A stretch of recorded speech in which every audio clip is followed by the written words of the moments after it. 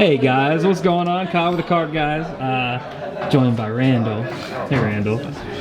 We had you on the channel not too long ago with your Rhinar deck tech, and people really seem to enjoy that. And we just finished the Pro Quest here in South Carolina, and you ended up winning. Yes. You won the entire. My surprise and everyone else's. You won the whole thing. Yeah. Well, first off, Mr. Rhinar player, what did you play today? I played Bravo, star of the show. Dub said everyone. Oh no. So I spent the entire week, about 4 hours, 4 separate days, testing against this deck. Yeah. Thought I had it figured out. Then saw the revised versions post Philly and realized that I couldn't beat that. So I said, screw it. Built the deck last night. Built it last night. Haven't played it in paper at all prior to today, but I've done so much testing against it. I just wanted to do more of the good stuff that was beating me, and that's kind of where I built. Ended up taking it down. Lost one game all day. Maybe intentionally lost it because they were the one person I was really afraid of in top 8, and it ended up being the person I met in the finals. So that paid off being a little deceitful there. Okay. Yeah. As far as the matchups go, played a Prism first round. But the game plan with the deck, basically, I'm running a lot more of the elements than most players, so I was activating it a lot more often on the Bravo. Game plan basically the entire day, summarize it. This is a giant wall of text. It does good stuff. Activate it every time you can.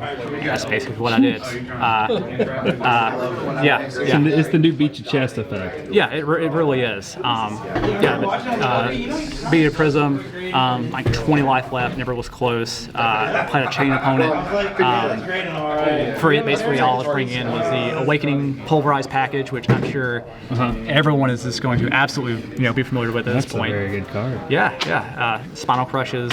Basically just run basically the sideboard plan for the deck.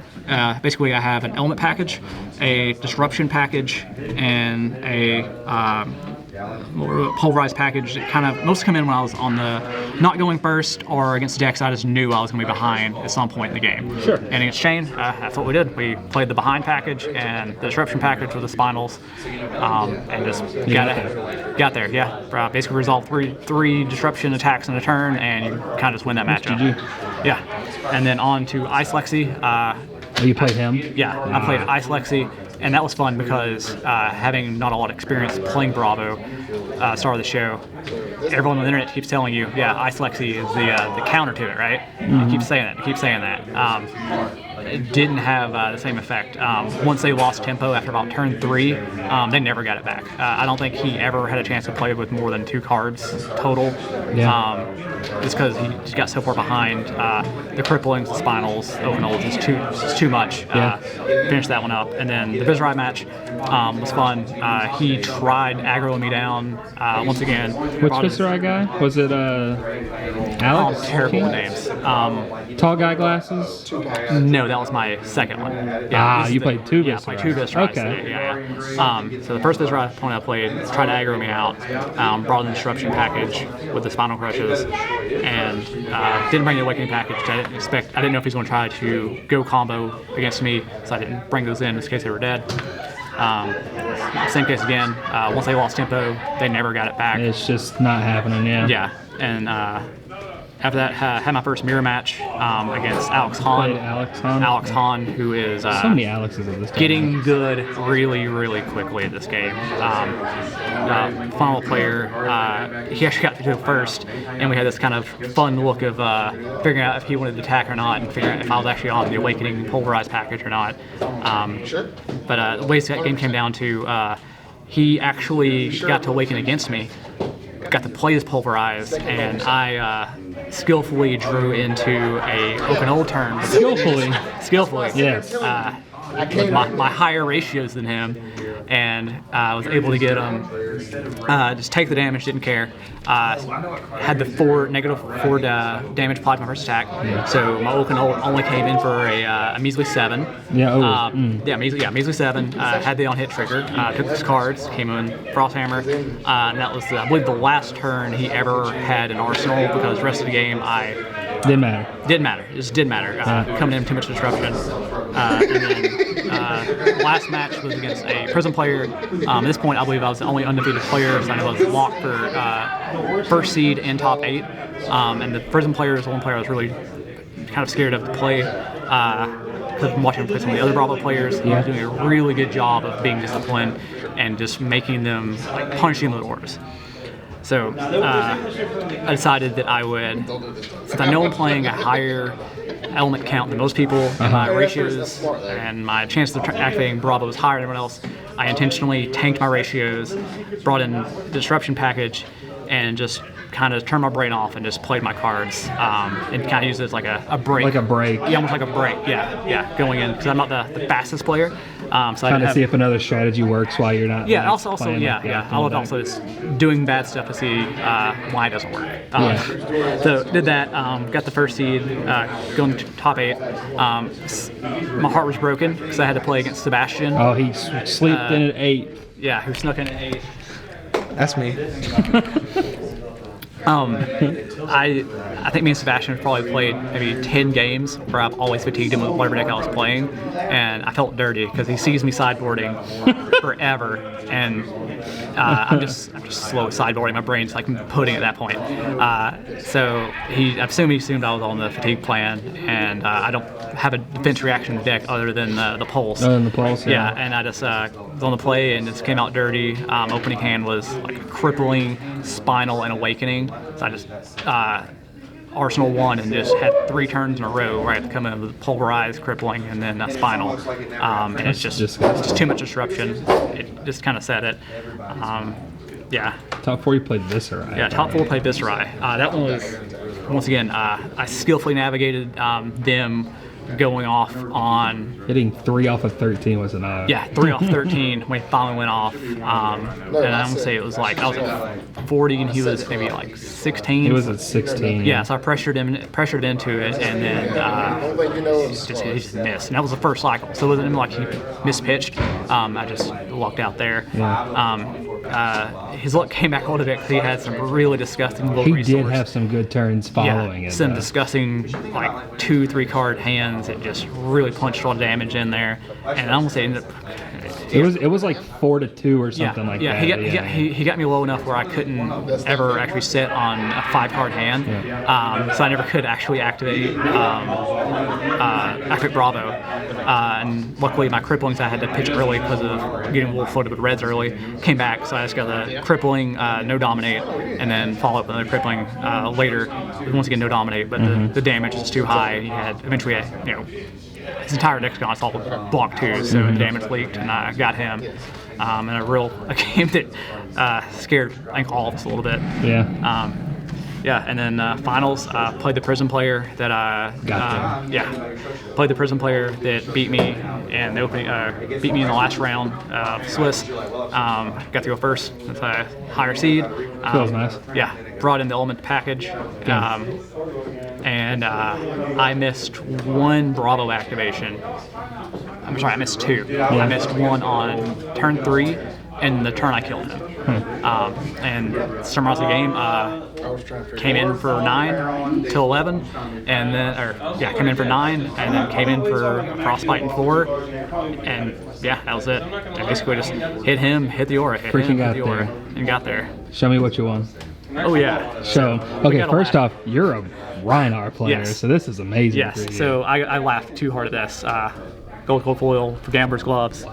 That's absurd. Any other card I probably would have snap sold. Yeah, snap sold. This one I'm probably going to end up slabbing and playing. Congratulations on that. That's awesome. Yeah. That in itself is rewarding. Yeah, getting something that you love to play. The thing I'm also excited about now is since I secured my Pro Tour invite, I get to play Rhinar the rest of the season. So hopefully I can win another one of these playing the deck I actually like playing. Yeah, for sure. Well, let's briefly go over the list here and kind of just see what your ratios were and kind of card choices you made. Let's go through the equipment first. Yeah. I'm gonna have to talk about much with it because I think everybody knows what happened. Yeah, maybe the new cards. Yeah. I went a little light on Arcane Barriers because I just didn't expect Kano to be here. Mostly because my sideboard package, since I didn't have a lot of time to plan, I basically summarized it as a disruption package, a when I'm behind package, and extra elements against Prism. Because those are the the three things I knew I could sort out well is those 3 packages for sideboarding, and it's basically the things I rotated through. Yeah. Okay. Yep. And then for the equipment, let's talk about this one the most, because I love this card. Yeah. So this probably needs to play more matchups. The one time I brought it in today, it was against Bravo, or the mirror match, and it absolutely won me that game. Because the one turn, once he was under so much pressure, he couldn't actually have a card in his arsenal. The one turn he would have been able to, I was able to block this, and he couldn't actually swing with his weapon, following it up. So basically, it kind of sealed me another turn, and literally just won me the game, because the one opportunity he had to take tempo back, he lost it.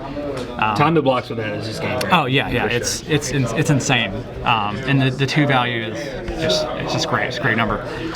So it looks like we got Crippling Oaken.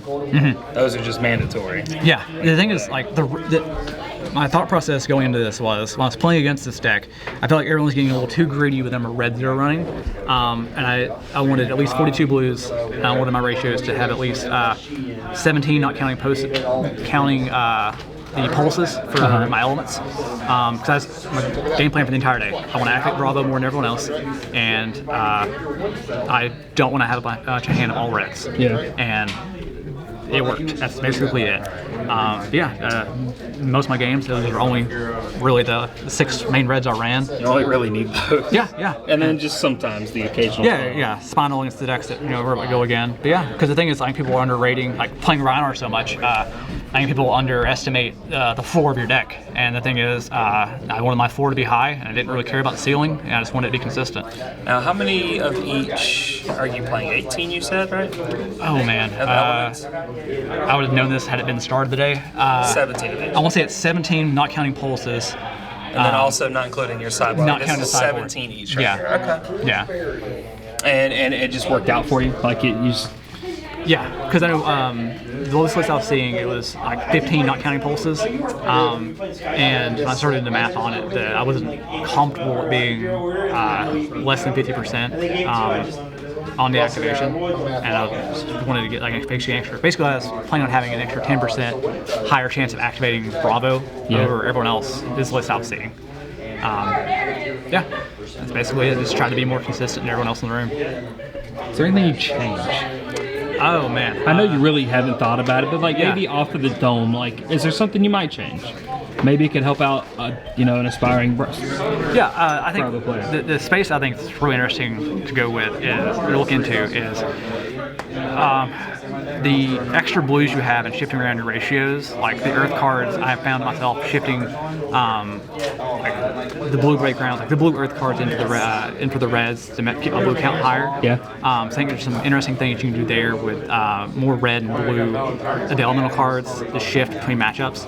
I think there's a lot of small tweaks you can make once you figure out what decks actually counter this better. But outside of that, also, that's really it. It's okay. Yeah, figuring out the mirrors is gonna be interesting, because I was on the opinion from playing Rhinar that I wasn't able to success when you have the good defense reactions, like a red and movable from Arsenal. You stop the damage, but you're still so far behind, and that's where I wanted to avoid playing defense reaction on this one, because I wanted to be the aggressor and just never let up. Okay.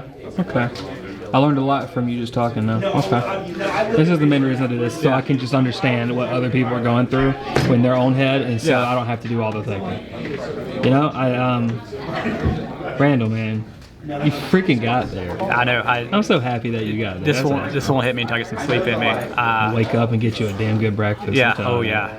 Yeah. I got some big one on Friday in the morning. It's gonna be good. Well, again, congratulations, man. Yeah. You don't have to worry about the rest of the season. You can just have fun and play your Rhinar deck, and then hopefully ruin people's games. Yeah. It'd be nice if I get another win off of a Rhinar deck. And a lot of people would be very happy about that. But, yeah. Well, congratulations. We'll definitely be seeing you more on the channel. And subscribe, and go team.